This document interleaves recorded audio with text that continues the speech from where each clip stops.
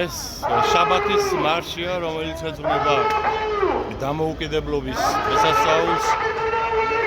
ხალხია გამოსული, რომელიც იცავს ამ დამოუკიდებლობას რეალურად. ეს არის დაიცავი დამოუკიდებლობა ზუსტად. იმიტომ რომ ქართული ოცნება დამოუკიდებლობისგან ძალიან შორს არის და სუვერენიტეტისგან, რაც უნდა ბევრი იტლიკინონ მათმა ობერ ლიდერებმა. არავითარი დამოუკიდებლობა მათ ხელში ჩვენ არ გვაქვს. ეს არის რუსული ბოსნის წარმომადგენლობა საქართველოში, რომელიც მოკუნტულია პუტინის წინაშე და ყველანაირ საზღვრებას ჩადის საქართველოს დამოუკიდებლობის საწინააღმდეგოდ. ანუ ჩვენ რეალურად ისევ დამოუკიდებლობა გვაქვს მოსაპოვებელი ამ რუსული საოკუპაციო რეჟიმისაგან. ჩვენ არ უნდა ვილაპარაკოთ იმაზე, რომ აი რა ცუდი ხელისუფლება, როგორი გადაცნობები აქვს, არა. ეს არის საოკუპაციო ხელისუფლება, საოკუპაციო რეჟიმი, რომელიც განასახიერებს პუტინს. მორჩა. თუ გეცოდინება, რომ ხელისუფლება კი არა, მტერი ყავს ძალაუფლებაში, სხვანაირად აღუქვამთ რეალობას. და ამისათვის არის საჭირო ბრძოლა. უარი უთხრეს 26 მაისის აქციის ორგანიზატორებს რუსთაველის პარლამენტის წინ სცენის დამონტაჟებაზე. ესეც ხო იმაზე მეტყველებს, რომ შიში აქვს. ისტერიულ პანიკაში არიან ხოცელი. რადგან ეშინიათ ხალხმრავლობის, ეშინიათ ხალხის შემართების და არ მისცეს ელემენტარულად სცენის გამართვის უფლება. რა არის? უყურეთ, შენ თუ ძლიერად გახარ ფეხებზე, ჭარად გაქვს ხელისუფლება. რა ფეხებზე არ კიდია ვირა მიტინგს ჩაატარებს პარლამენტის წინ? ჩაატარონ. მაგრამ ამისაც კი ეშინია და ამასაც არ აძლევს სცენის აღმართვის საშუალებას. ეს ხო მეტყველებს იმაზე, რომ ისტერიულ პანიკაში არის ხელისუფლება. ვერანაირად ვერ მოახერხა ამ ხალხის საპროტესტო მუხტის ჩახშობა. ვერანაირად ვერ მოახერხა ვერანაირი ლეგიტიმაციის მოპოვება ვერც ქვეყნის შიგნით, მით უმეტეს ვერც ქვეყნის გარეთ, ხო? არავინ ნორმალური ამათ არ ელაპარაკება, არ ჩნევს ხელისუფლებას.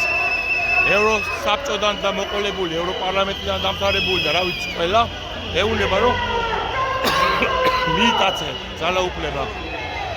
მაგრამ ევროპის საბჭოს საპარლამენტო ასამბლეამ პირდაპირ გამოუცხადა 2 დღის წინ, რომ თქვენ დემოკრატიული არჩევნების ჩამტარებელი არ ხართ საქართველოში. ანუ არჩევნები როგორც ასეთი და თქვენ ხოცებო ორი განსხვავებული ცნებები ხართ. პასემ უთხრეს ორგანიზაცია, რომელიც ხელისუფლებაში ცნობილია როგორც არჩევნების მონიტორინგის უპირველესი ორგანიზაცია. აი ასე.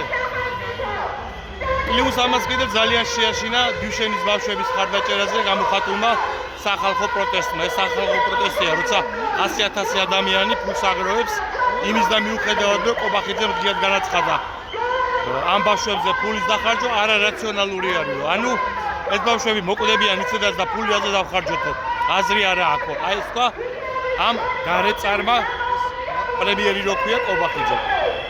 და ამის მიუხედავად ხალხმა სილა გააწნა პირდაპირ მნიშვნელობით, როცა უამრავმა ადამიანმა თუნდაც მცირედი, მაგრამ მაინც გადარიცხა თავისი წვლილი ამ ბავშვების დასახმარებლად, ხო? მით უმეტეს მას შორთა წამალი არსებობს.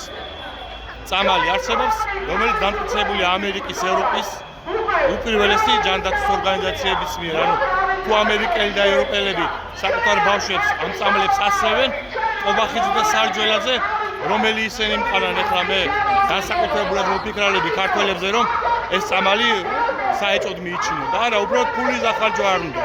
იმიტომ რომ ეშინიათ, მერე სხვებიც მოინდომებენ. ფული აღარ აქვს. ბიუჯეტს ვერ ავსებენ. იმიტომაც არის მომატებული ჯარიმების რაოდენობა 108 მილიონი ამოიღო მარტო საგზაო წესების დარღვევისთვის 4 თვეში. ხოცნება 108 მილიონი. წარმოიდგინეთ. გამხელა ჯარიმებია უკვე და ამათ ხოცებსაც ხვაძებენ ამ ჯარიმებს. აი სუპი ჭამიებს. რომელიც ამბობენ რომ ჩვენ სუპი მაინც გვექნებაო, სუპიც აღარ გექნებათ.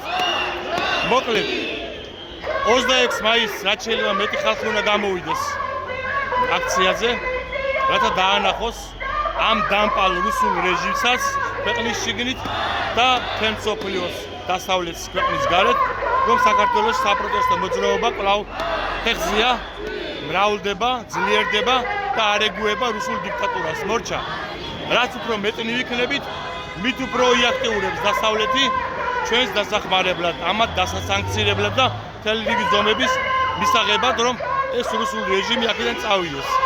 და რუსული რეჟიმი საქართველოში არის ნონსენსი. იმიტომ რომ შეერთებული შტატებიც, ევროპაც უკვე აშკარად ხვდებიან, რომ რუსეთის გავლენის სფეროები უნდა შეამცირონ განსაკუთრებით სტრატეგიულად მნიშვნელოვან შავი ზღვის აუზში და იგივე სტრატეგიულად მნიშვნელოვან კავკასიის რეგიონში. ის რომ სომხეთს ეპატიჟებიან ევროკავშირში, ეს იმას ნიშნავს, რომ საქართველოსთვის ყველაფერი წინ არის. ჩვენ ხელს არავინ არ გაგვიშვებს, თავარია ჩვენ ვიბრძოლოთ ჩვენი თავისუფლებისათვის. იმიტომ რომ სომხეთი ევროკავშირის წევრი ვერანაირად ვერ გახდება საქართველოს რუსული რეჟიმისგან გათავისუფლების გარეშე და საქართველოს ევროპულ გზაზე დაბრუნების გარეშე. აი ეს არის მარტივი ლოგიკა არის. და პლუს ტრამპმა კიდე საკუთარი დერეფანი გაიყვანა ზანგეზურის კორიდორში ხომ ხედავთ? იქ მალე ამერიკულ კერძო არმიას ჩააყენებენ 10 მილიარდი ინვესტიცია ჩადო ამერიკულმა ტექნოლოგიურმა კომპანიებმა სომხეთში. ეს იმას ნიშნავს, რომ სომხეთი რუსეთმა დაკარგა. აზერბაიჯანი უკვე დაკარგული ჰქონდა, ეხლა საქართველოსაც დაკარგავს და კავკასიიდან უნდა ამოპანღურდეს, ისე როგორც შავი ზღვიდან. უკრაინამ გუშინ ნოვოროსიისკის პორტი აუოხრა შავი ზღვის პორტი რუსეთს. აი ესეთი ამბებია. შავი ზღვის ფლოტი რუსეთს პრაქტიკულად აღარ აყავს. შავი ზღვის ძერჟავარი ვერ ქვა ვითომ. აღარ არის უკვე. ქვეყანამ, რომელსაც საკუთარი ფლოტიც კი არ გააჩნია უკრაინამ, შავი ზღვის ფლოტი გაუოხრა და უბომბავს ნოვოროსიისკებს და იქით ურალამდე გავიდა დღეს არის პერმის ნავთობქიმიური კომბინატი ერთ-ერთი უძლიერესი რუსეთში, ისეც დაბომბეს დრონებმა 1700 კილომეტრის მანძილზე. წასულია რუსული ურდოს საქმე. პუტინის მზე ესვენება და ჩვენ აქ უნდა ვიდგეთ ძლიერად, რომ ეს ყველაფერი დავამთავროთ მშვიდობიანად. მშვიდობიანად დამთავრება ნიშნავს ბევრ ხალხს, ბევრ პრინციპულ ადამიანს, რომელიც აი 300-300 რო გამოდიოდა. ისინი კვლავ უნდა გამოვიდნენ. იმათ თუ გონიათ, რომ სავიზო რეჟიმს შეუნარჩუნებენ, თუ ქოცნება დარჩება ხელისუფლებაში, ვეღარ დარჩება. ვეღარც ხოცნება დარჩება და ვეღარც სავიზო რეჟიმი, იმიტომ ევროპა იძულებული იქნება, თუ აქ რუსული რეჟიმი დარჩა, რომ სავიზო რეჟიმი შეუწყვიტოს რუსულ საქართველოს. მორჩა და ვერც გაამყუნებ, ვისაც უნდა ეხლა რუსეთის სატელიტი ქვეყნის მოქალაქეები უვიზოთ ევროპაში. ასე რომ გამოდით, ვეღარ ისარგებლებთ ევროკავშირის უვიზო მიმოშლით ხალხო, ვისაც ამის იმედი აქვს, ხოცია თუ არა ხოცია. გამოდით.